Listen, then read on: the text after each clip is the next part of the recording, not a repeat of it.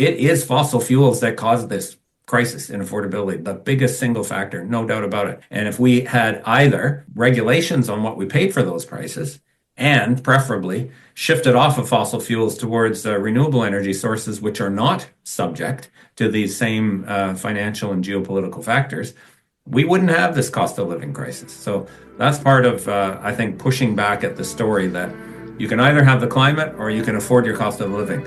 In fact, the two go together very much.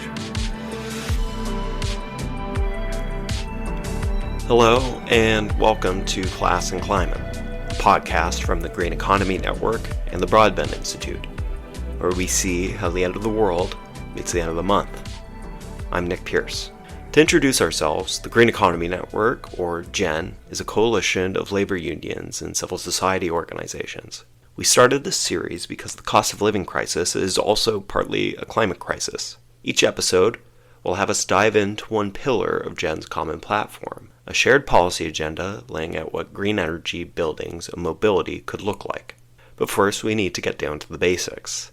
To get there, we'll start with only one number: $2 trillion. That's how much the International Energy Agency reports renewable energy investment is approaching every year. That's also nearly double, by the way, what's spent on new fossil fuel supply. What that means is that Canada will fall behind if it shrinks from its climate goals and fails to understand the opportunities for workers in a net zero, independent economy. We need to bet big on an independent economic path for Canada, based on a clean environment, protecting and creating thousands of well-paid union jobs. A pro-worker, public-led, green industrial strategy protects jobs without backsliding on emissions. But what is green industrial policy? And why does it matter for the cost of living, from inflation to the Trump tariffs? To learn more, we have the perfect guests. Jim Stanford is an economist and the director for the Center for Future Work. He's out in Vancouver. Hadrian Mertins-Kirkwood is a senior researcher at the Canadian Centre for Policy Alternatives. His work focuses on the social and economic dimensions of Canada's shift toward a zero-carbon economy. He joins us from Ottawa.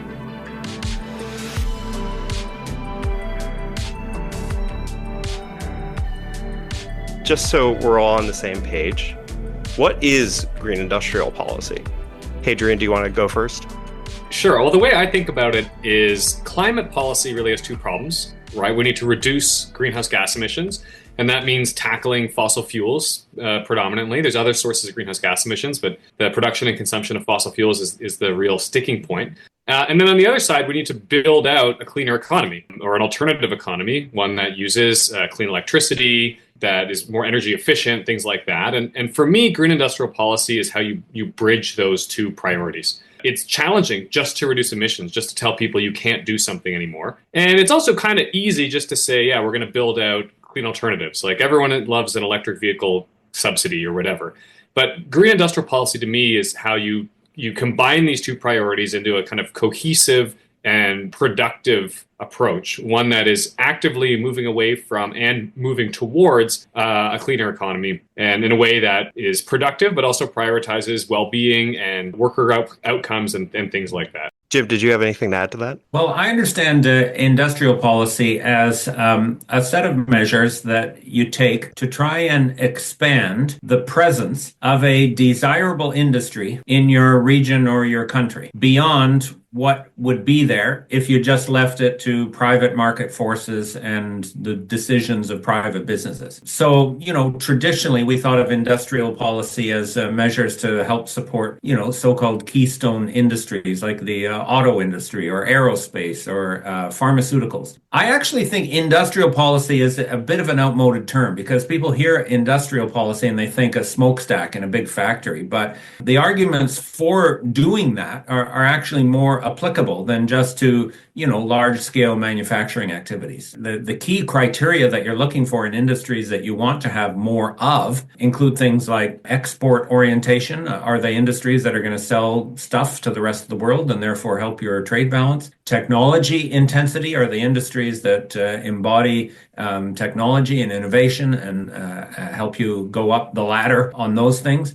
Supply chains. Are they industries that anchor spin-off jobs, especially upstream through through different supply companies that provide those industries with all of their inputs. And then finally, productivity and income generating potential. You generally don't have an industrial policy to try and attract more Tim Hortons to your neighborhood, because the fact is, number one, there's going to be Tim Hortons in your neighborhood as long as people have money to spend. You don't have to worry about it. But secondly, the jobs in Tim Hortons, for various reasons, are not things that you want to go out of your way to try and attract more of. Those criteria, export orientation, technology intensity, supply chains, and living standards, can apply to a whole range of different industries, including some services like business services, technology services, making movies and video games and things like that. I actually prefer the term sector development strategy instead of industrial policy, but the goal is the same thing. You've identified an industry that you want. It's an industry that other places in the world are competing to get. So if you want to have some, you kind of have to undertake special proactive measures, all kinds of different measures, fiscal policies, tariffs, trade policies, technology policies,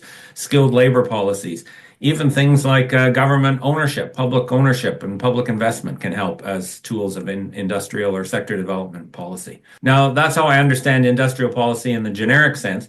Green industrial policy is simply taking those logics and those policy levers and applying them to the sorts of industries that, as Hadrian says, can be the upside in the energy transition. And this would obviously include industries that manufacture inputs for renewable energy projects or energy conservation projects. So obviously, batteries and electric equipment and sophisticated forms of building insulation and building materials, et cetera, et cetera. They can also be products that use renewable energy as their source of energy. So electric vehicles, of course, and all of those factors. So those are industries that in many cases, not all, but in many cases meet the criteria of a desirable industry.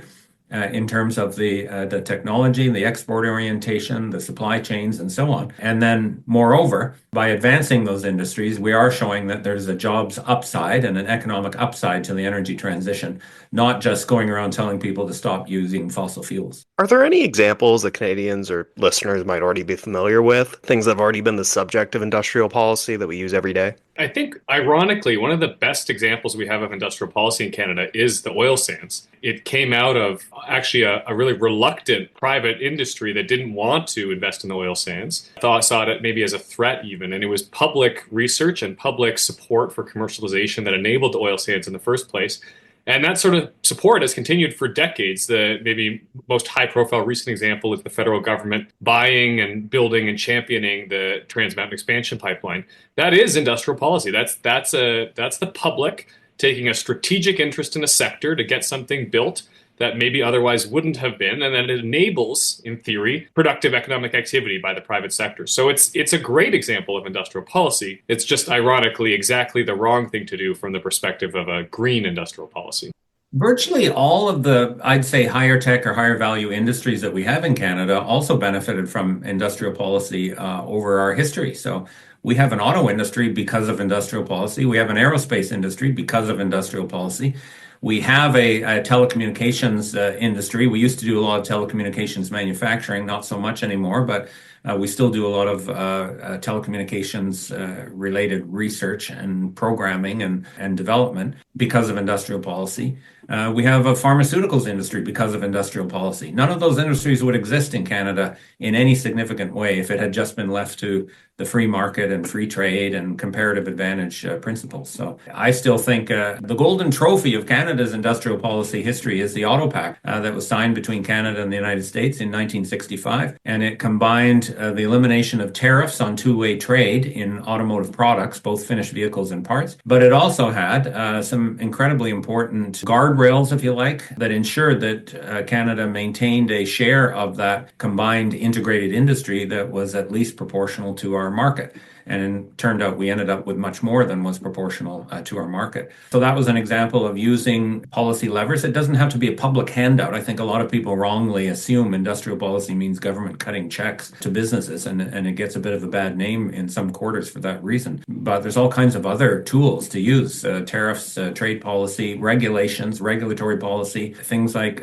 skills and R&D. Why do we have a high-tech cluster around the University of Waterloo? Not because the market decided this was a great place to put it, but because we invested hugely in public skills and training and research, both through the universities there, but also through our very, very generous R&D tax credits and other incentives for private businesses. So you can't see anywhere that's, cutting edge and successful in Canada without encountering the legacies of industrial policy. And we have to keep that in mind, I think, as we're imagining what the economy of the future looks like.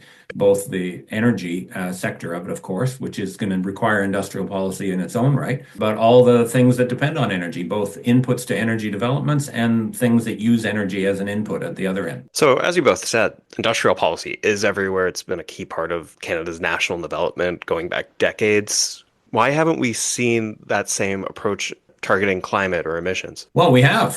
We have gone through a period of some years now where the federal government in particular and some provinces were wielding enormous industrial policy levers precisely to try and support the development and expansion of industries related to the energy transition. So the things the federal government did a couple of years ago, in a way, trying to keep up with Joe Biden and his Inflation Reduction Act, with a Canadian twist on it, were enormous. And in a way, building on some previous things that the federal government had done around the auto sector and other manufacturing industries, they have not been reluctant to practice active industrial policy. It kind of was less common in the aftermath of the Canada-US Free Trade Agreement in 1989. Industry policy was kind of seen as old-fashioned for a while, but that didn't last long, frankly. And even under Stephen Harper, you saw the federal government getting back involved in very active ways to try and attract investment in different industries. And then under Trudeau's government, they definitely expanded their industry policy efforts. And then different provincial governments, Ontario, Quebec in particular, BC, have been very active as well, often now with a climate-oriented motivation for it. Now, we could have discussions about the specific policy levers that were invoked in those strategies and whether they were effective or not. And then the elephant in the room question is what's going to happen to those strategies now that Trump is running amok. He's going to dismantle those American programs that our Canadian programs were designed to keep up with. So what that will mean for things like the big electric battery operations and related activities that Canada has put a lot of resources into trying to attract, what that's going to mean, I'm very worried about. We cannot say that the government hasn't been trying. They maybe didn't do the perfect things, but they've certainly moved the needle on industry policy, often with an environmental objective now. So it's absolutely true. I think by almost any metric, the federal government has done more to advance climate change in general, including a green industrial policy over the last 10 years than any previous federal government. It has been a priority. So I would say the two biggest issues, I would say, or shortcomings, one has been, coming back to what I said at the start, is from a climate perspective, we need to not only build a cleaner economy, we also need to wind down our fossil fuel economy. And the government's been a lot less committed to that priority. It doesn't mean there hasn't been work. The carbon pricing is kind of the classic example of trying to put a cost on that externality. And there's been talk of things like an oil and gas sector emissions cap. But we haven't seen much on this for the oil and gas sector on the level of the coal phase out. The coal phase out in Canada was an example of a hard regulation that actively wound down coal-fired power generation in Canada. It's had a huge climate benefit. And we haven't seen that same sort of political will when it comes to oil and gas. So that's one issue. The other, which gets to this point that Jim introduced around competing with the Inflation Reduction Act, which included a lot of tax incentives and other sorts of incentives to the private sector to invest in climate-friendly industry. And Canada took the same approach. We have tens of billions of dollars available in investment tax credits for things like clean tech manufacturing and renewable energy deployment and so on. That's an industrial strategy. It can work, but it introduces risks. And one of those risks is that the political environment changes and that the private sector stops biting. And that even though we have these incentives on the table, they might not be taken up. And that means that we're not actually going to make progress in building out these industries to the extent we wanted, or the extent that you maybe could if you were investing directly as a government through crown corporations or otherwise. That doesn't mean it's universally a better idea to do direct investment versus incentives to the private sector, but that is one of the risks, and we might be running into that quite shortly. And that role for public equity and public investment has been important in previous industry policy success stories, including the oil sands that Hadrian mentioned. There was big public equity investment in the initial Syncrude project. or the aerospace sector, which benefited hugely from direct public investment to try and supplement the role of private businesses in developing a key industry. So there's lots of precedents for what Hadrian is talking about, and it definitely would have made our green industrial strategy stronger if we'd had, I think, more of a direct component there. And who knows, we might get there. Like I said, I'm worried about what's going to happen with these big battery investments and so on. We're already seeing signs of some companies wanting to stall or pull back from those investments. And that's an enormous risk, including to the future of our economy and including to the money. We haven't put a lot of money into those yet. It was more promises of future money if they went ahead. But nevertheless, to make the most of those investments, we could very well have a situation where governments have to take significant equity stakes to stabilize the viability of those operations as we grapple with what Trump's actions are going to mean for that whole energy transition manufacturing sector. So because you just brought up the Trump tariffs, and I guess it's been looming over this entire conversation, Canadians care about climate change, but when they're polled, they often put emissions reductions lower on their list. They'll put things like housing, Trump tariffs, inflation, the cost of living ahead of emissions reductions. I'm curious, what would you tell a friend or someone who cares about climate change but has said, look, the first thing on my mind right now is keeping my job, handling the cost of living crisis. I'm not thinking about reducing my emissions. How would you explain this or the benefits of a green industrial or sectoral development strategy to them?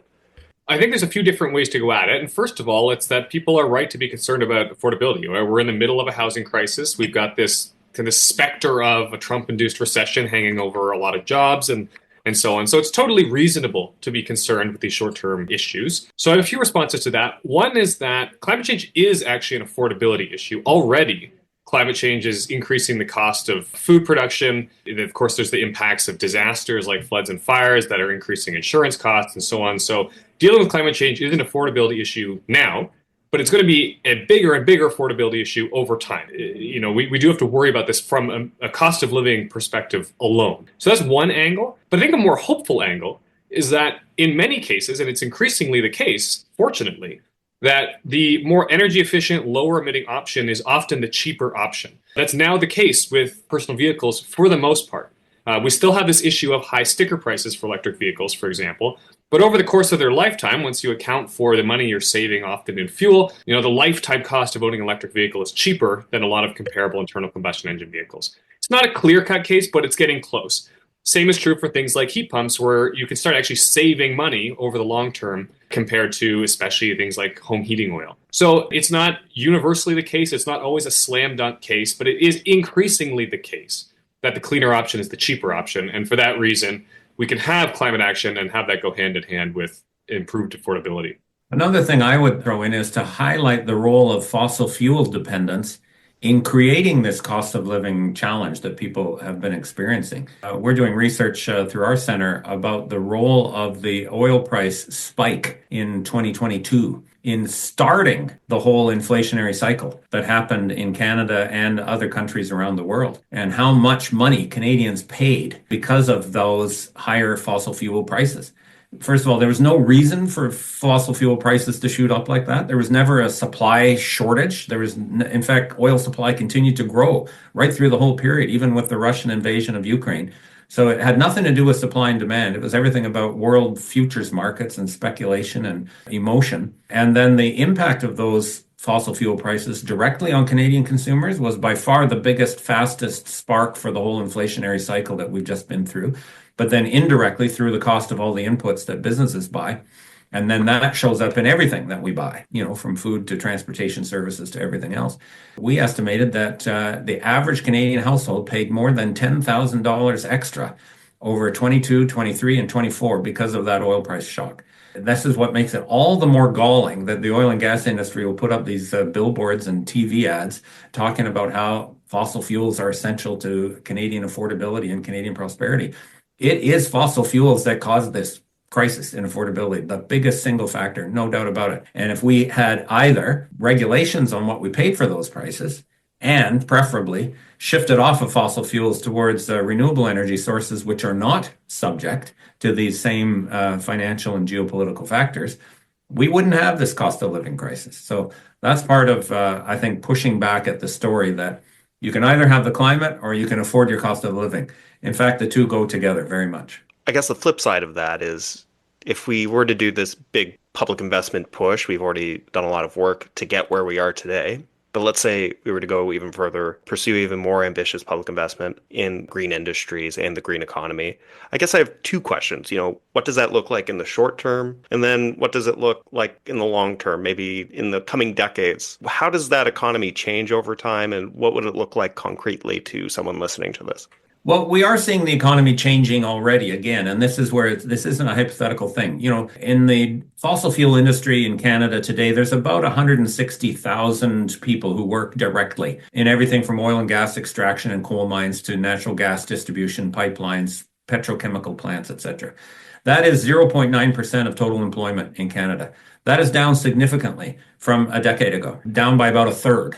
In fact, the share of total employment in direct fossil fuel work has been falling at a pace that would have it disappear 25 years from now. So this transition is not a hypothetical, utopia. This transition is happening right now for all kinds of reasons, partly because of the shift in our economy towards other industries, including services, partly because of the shifts in energy supply itself, partly because of reductions in employment by the fossil fuel industry. Even though we're pumping out more oil than we ever did, we're employing far less people to do it for all kinds of reasons, partly because the big construction projects have ended, partly because of automation and mechanization in the production process, etc. Now that has happened. We've reduced the share of direct fossil fuel employment in the total workforce by about a third in the last decade. That has happened as the unemployment rate throughout that period, other than the COVID spike, was falling and was lower than it had been in the previous decades. So we're seeing it right now. And it isn't just a question of taking an oil sands worker and putting them to work making a windmill. That isn't actually how it happens. How it happens is you've got a million different labor transitions at the individual level happening all the time, including oil workers retiring and new jobs being created all over the place.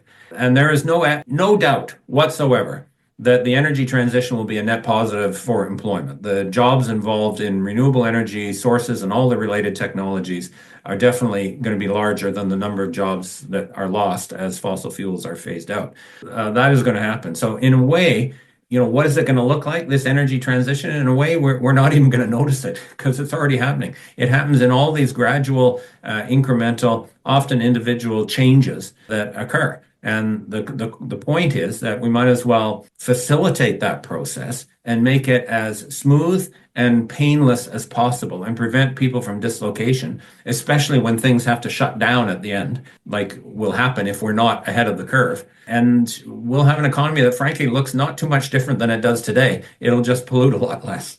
Yeah, I think that's right on the money because already there are lots of individuals and households in Canada that are living practically zero carbon lives to the extent that they can, based on the infrastructure they have. But yeah, we're going to see more of that. We're going to see, again, we're kind of blue skying the next couple of decades. We're going to need to see denser cities connected more by transit, fewer personal vehicle trips, certainly less with, it's going to be almost all electrified transit. But as Jim points out, even though this is, over the course of, 50, 100 years, this is going to be a massive transition.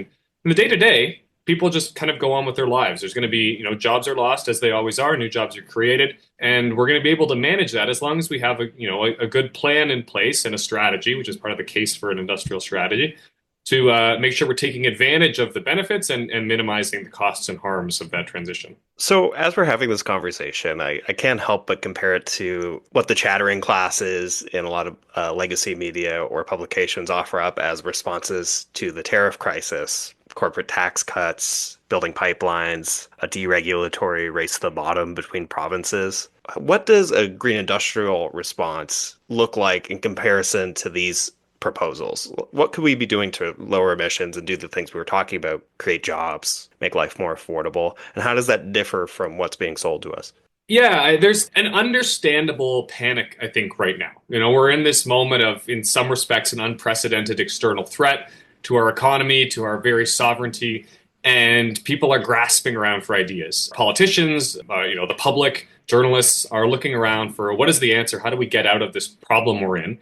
Unfortunately, there's no easy solution, right? There's no easy way to decouple Canada or eliminate the exposure Canada has to the U.S. economy. We've been integrating with the U.S. for decades, rather deliberately. So there's no quick fix. But in this moment, as you point out, as we're kind of looking around desperately, how do we become less dependent on the US? We're reaching for the tools at hand. And for a lot of governments, a lot of politicians, it's do more of the same, more deregulation, more free trade with other countries that aren't the US, more, doubling down on the fossil fuel industry, which has gotten us this far. And it's an understandable impulse, but I do think it's a fundamental misreading of what the problem is and also of where the world is going. And when we look at the evidence of oil consumption and oil demand around the globe is already declining in advanced economies like North America and Europe. It's going to plateau soon within the next decade in economies like Asia.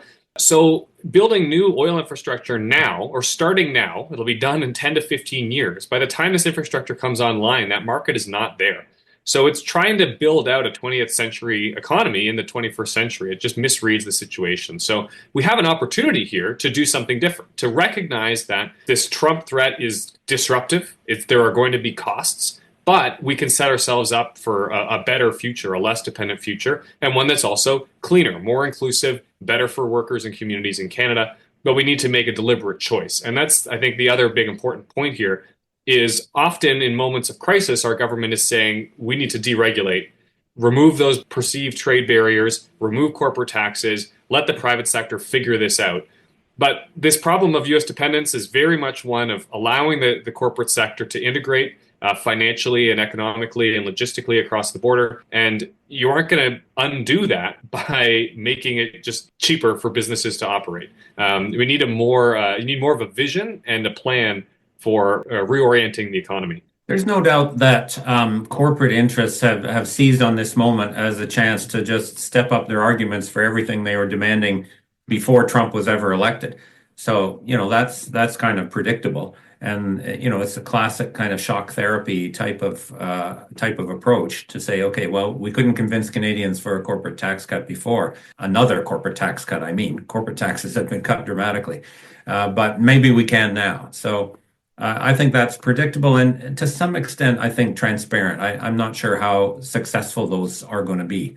I also see that, there are elements of the chattering classes, as you called them, Nick, or the establishment or the business community even, I think, who are thinking bigger about what this moment requires. I was struck when Perrin Beatty, who was a former cabinet minister and then the head of one of the main business lobby groups, said, we need a new national policy in Canada, one that, orients the economy towards meeting domestic needs and other export markets. That there's logic to why we need to have other export markets. It's going to take more than free trade agreements to do it, but there's legitimacy to that goal, but in a way that almost channels C.D. Howe from the post-war decades when Canada's industrial economy was being built with a lot of industrial policy. I think we have to be on guard against the opportunism of corporate lobbyists to go and get stuff that they want. This Trans-Canada pipeline is never going to be built. Even the oil industry recognizes there's no business case for it. This is more propaganda than anything else right now. So be on guard against their attempt to just use a crisis to push what they wanted anyways. But we should also be open because, we're not going to be able to reorient Canada's economy as it exists today without enlisting the private sector in doing it. And so in this regard, I think we're going to have to be realistic about what sorts of measures in the whole realm of industrial policy, again, not just green industrial policy, but industrial policy, period. What kinds of measures are going to be required to help Canada's economy from the starting point that we're at today, reorient away from such dependence on U.S. exports as the main driving force, instead to a more balanced and diversified and hopefully human-centered vision for how the economy can move forward. Jim, I'm glad you brought up the new national policy because I was just watching a video you put up discussing this very thing. First, what is that exactly? Could you kind of give us a little bit of the history and then unpack how Canada has used this kind of strategy, this kind of thinking to protect its sovereignty in the past? Well, the original national policy was in the 1870s is when it started, and it's kind of eerily prescient to today because it sounds like deja vu all over again. At that time, we'd had a liberal government under Alexander Mackenzie had tried to negotiate free trade with the United States and failed, in part because the U.S. was still trying to take over Canada. Okay, that sounds familiar. Then John A. Macdonald came back in with the conservatives and said, well, free trade isn't going to work, so we have to build our own strategy, our own economy. And what was in that so-called national policy, as it was called? A combination of things. First of all, we all know, I think most of us who studied it know about the tariffs that were imposed on manufactured imports to create some protection for new industries to grow up in Canada. But that was coupled with the elimination of tariffs on inputs to manufacturing. So there was, some method to the madness. It wasn't just put tariffs on everything. It was try to shift the economic context for businesses that are trying to start something in Canada. Huge investments in east-west infrastructure, of course, the railway, but other kinds of infrastructure and links. And then a whole bunch of financial assistance and subsidies and other measures, again, to try and support the development of a nascent Canadian manufacturing sector, or at least a more diversified business sector. We had banks, we had very successful Canadian banks and Canadian commodity traders and so on, but they were trying to develop a well-rounded economy that could survive given America and manifest destiny and the realities of geography. And that kind of shaped Canada's economic strategy right up till World War II, frankly. That was kind of interesting. So now fast forward, and we've had free trade with America that failed. The agreement wasn't worth the paper it was printed on. Trump just ignores it. We got an expansionist southern neighbor that literally, explicitly is saying, we're gonna expand, and we want you to be the 51st state. And a need to, I think, sort of foster and promote vitality and a viability in Canadian businesses. And again, I'm all in favor of more public investment in these things and public equity stakes and closer regulation.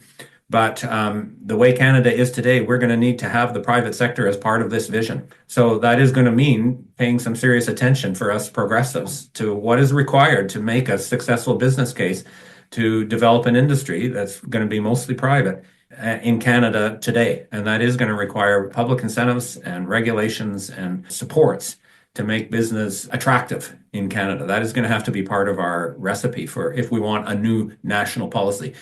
I think one of the things, or maybe the three of the things I'm taking away from this conversation is, yes, there are emissions reductions that are built in and baked into a green industrial or sectoral development strategy. But then there's a bunch of other things and needs and goals that it can also respond to. It can create jobs. It can produce affordability. And then it can also make sure Canada is a sovereign country that isn't subject to the whims of an American president. What would you want listener or someone who is just getting introduced to all of this stuff to know and take away from them headed into the future? Well, on the one hand, there's so many pieces here, and Jim introduced it at the start. I mean, to the extent that industrial policy is just sort of any state intervention in the economy to redirect resources toward more strategic sectors, I mean, there's 1,000 different things governments could be doing. But I think the most fundamental piece here is that we need the public, governments at different levels, to have a plan, to have a strategy, to have a vision,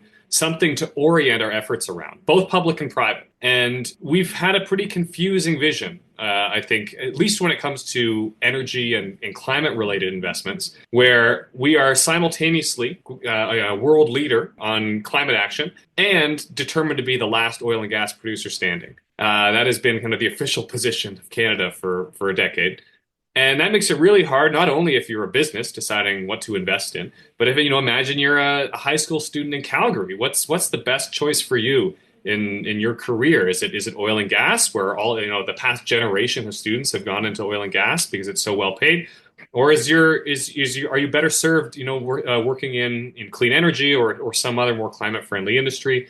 And we just have no clarity of vision, and it makes it very hard for individuals and businesses and communities to make those choices. So for me, one of the most important takeaways from this green industrial strategy conversation is that we need to get on the same page about where we want to go. And to the extent that we can be coordinated and coherent, it's going to make everything easier, everything more efficient, and we're going to be able to make more progress than we are right now with a lot of competing visions at play for the Canadian economy. It's funny, Hadrian mentions a high school student in Calgary. I was a high school student in Calgary. And in the 70s, we had a bumper sticker that said, "Please God, let there be another oil boom, and I promise not to piss it all away this time." Okay, that was the thing. So Hadrian's bang on about showing people that there's opportunities in all of this whole range of new industries that are opening. Including not just opportunities in renewable energy industries. There will be lots of those, but there's going to be opportunities in every sector of the economy. And I think part of the context is the need to, where you mentioned, Nick, how do we draw in all these other criteria and these other goals in addition to just facilitating energy transition and emissions reduction? And that is so important because we have to show people that there is opportunity in this and that they will not be hurt by this transition and they will benefit from this transition in order to enhance the social license of the whole project and, get governments reelected that are trying to do this. The fact that Poilievre has gone so far banging the carbon tax drum shows you that we haven't succeeded in that. And we need to do a better job of connecting the dots for people so that they can, first of all, debunk the propaganda they hear from the oil and gas sector that their jobs or the ability to buy groceries is going to be threatened if we get off fossil fuels. And then secondly, recognize and take advantage of all the opportunities for those high school students and others contemplating a career. 0.9% of the employment in Canada is in the fossil fuel sector. So look at the other 99.1% of the labor market and find yourself a spot there, and you're going to do all right. Yeah, if I could just hop in on that, because I think that's such an important point, and it's been implicit in this conversation that you don't need to take an oil and gas worker and turn them into like a wind turbine installer. There are so many other options. Most of our economy, most of our sectors, most of our jobs are already green jobs or could be. We can decarbonize things like steel production, and for example. We can reduce emissions in agriculture, and we still need an agriculture sector. So yeah, manufacturing, construction, forestry, any kind of services, public or private, all of these are green industries or could still be green industries. And so it's not like we're talking about overthrowing the entire economy. It's like there's some big sectors at the margins, things like oil and gas. But for the most part, we have no shortage of good alternatives when it comes to industrial policy and lots of options for workers and communities moving forward. Thank you both, Jim and Hadrian, for sharing your insights and expertise with us. I learned a lot, and it's been really insightful. I really appreciate you coming. Well, thank you very much. Thank you, Nick. Keep up the great work on this series. Class and Climate is a joint production of the Green Economy Network and the Broadbent Institute. It is hosted and written by myself, Nick Pierce. Clement Nokos edited the show. Jack McClellan contributed show notes and promoted it. Thank you for listening. If you enjoyed today's episode, please share it with a friend. You can find our other episodes online at perspectivesjournal.ca.